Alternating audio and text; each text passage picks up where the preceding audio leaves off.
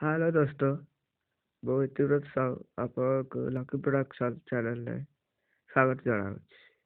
ଆପଣ ଯଦି ଏହି ଚ୍ୟାନେଲକୁ ସବସ୍କ୍ରାଇବ୍ କରିନାହାନ୍ତି କିମ୍ବା ଲାଇକ୍ କରିନାହାନ୍ତି ତେବେ ତୁରନ୍ତ କରନ୍ତୁ। ଏବଂ ଏଇଟା ହେଉଛି ମୋର ଫାଷ୍ଟ ଭିଡ଼ିଓ ଯେଉଁଟାରେ କି ଆପଣମାନଙ୍କୁ ଓଡ଼ିଆର ସମ୍ପାଦକୀୟ ପତ୍ର, ଯେଉଁଟା ଇଂଲିଶରେ କହନ୍ତି ଲେଟର୍ ଟୁ ଏଡିଟର୍, ତାର ଫର୍ମାଟ୍ ବିଷୟରେ ଜଣାଇବି। ଆସନ୍ତୁ ଆଜିର ଏହି ଭିଡ଼ିଓକୁ ଆରମ୍ଭ କରିବା। ପ୍ରଥମେ ଆମେ ଲେଖିବା କି ମାନନୀୟ ଶ୍ରୀଯୁକ୍ତ ସମ୍ପାଦକ, ତାପରେ ଆମେ ଲେଖିବା ଦୈନିକ ସମ୍ବାଦପତ୍ର ନାଁ ଲେଖିବା, ଖବରକାଗଜର ନାଁ ଲେଖିବା, ଧରିତ୍ରୀ, ସମ୍ବାଦ, ଲାଇଭ୍ ଟେନ୍।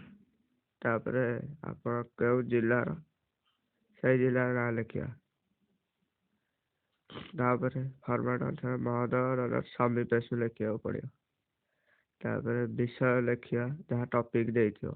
ମୁଁ ଏଠି ଟପିକ୍ ନେଇଛି ଭାଷା ସଂସ୍କୃତି ସୁରକ୍ଷା ନିମନ୍ତେ। ତାପରେ ଲେଖିବା କି ମହାଶୟ ମୋର ନମସ୍କାର ଗ୍ରହଣ କରିବେ।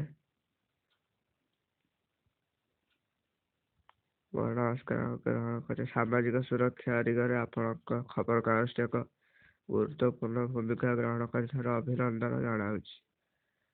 ତାପରେ ଆପଣଙ୍କୁ ବିଷୟବସ୍ତୁ ଯାହା ଥିବ ସେଇଟା ଡେସ୍କ୍ରାଇବ୍ କରତେ ପଡ଼ିବ, ମାନେ ବର୍ଣ୍ଣନା କରିବାକୁ ପଡ଼ିବ।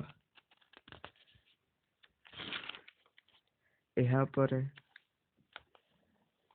ଶେଷ କଥା, ସମ୍ପାଦକ ମହାଶୟ ଏହି ପ୍ରସଙ୍ଗ ଉପରେ ଉଭୟ ଲୋକ ଓ ସରକାରଙ୍କର ଦୃଷ୍ଟି ଆକର୍ଷଣ କରୁଅଛୁ ଓ ଏହା ପ୍ରକାଶ ପାଇଲେ ଆମ ସମସ୍ତଙ୍କର ମଙ୍ଗଳ ହୋଇପାରିବ ବୋଲି ଆଶା କରୁଛି। ଏହାପରେ ଆପଣ ଲେଖିବେ ଇତି ଆପଣଙ୍କ ବିଶ୍ୱସ୍ତ କୌଣସି ନାଁ ଲେଖିପାରିବେ। ଏପଟ ସାଇଡ଼ରେ ଇଏ ଗଲା, ଡାହାଣ ସାଇଡ଼୍ ଗଲା, ବାଁ ସାଇଡ଼ରେ ସ୍ଥାନ ଓ ତାରିଖ। ଧନ୍ୟବାଦ। ଆପଣ ଏ ଭିଡ଼ିଓଟିକୁ ଲାଇକ୍ ଏବଂ ସେୟାର କରିପାରିବେ। ମୁଁ ଚାହୁଁଛି ଏହାକୁ ବହୁତ ସାରା ଲାଇକ୍ ଆଉ ସେୟାର କରି ଚାହୁଁଛି।